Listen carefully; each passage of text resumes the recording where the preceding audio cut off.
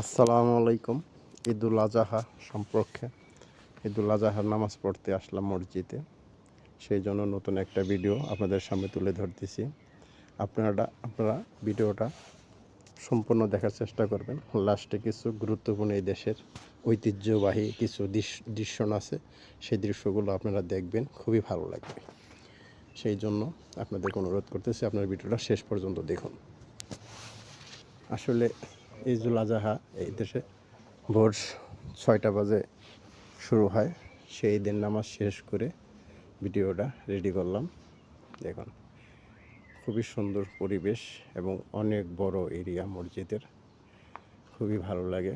দেখুন, এদেশের মসজিদগুলো হচ্ছে সেন্টারে, সমস্ত জমিনের সেন্টারে হচ্ছে মসজিদ, চতুর্দিকে হচ্ছে বাগান, মাঠ, খুব সুন্দর।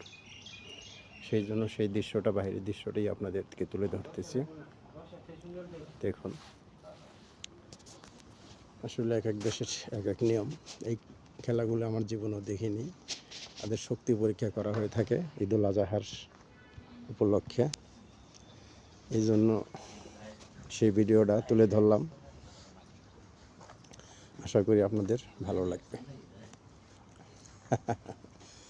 দেখুন, এই যে মানুষগুলো সবাই ভিড় করে খাড়াই রয়েছে, তার কারণ এরাই সেই খেলাগুলো উপভোগ করতেছে।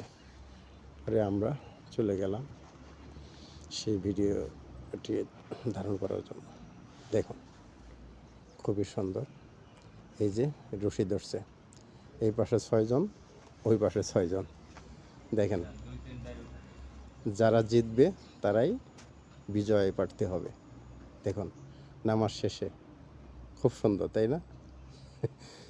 এই জিনিসগুলো আমার জীবনে দেখিনি, এই প্রথম। সেই জন্য আপনাদের সামনে তুলে ধরলাম, আপনারা উপভোগ করেন। খুবই সুন্দর দৃশ্যপট। দেখুন, হ্যাঁ, মনে হয় ওই পাশের পক্ষই জিতবে। দেখুন, হ্যাঁ, ওই পক্ষই জিতে গেছে। তাহলে আজকের মতো বিদায় নিচ্ছি। আসসালাম।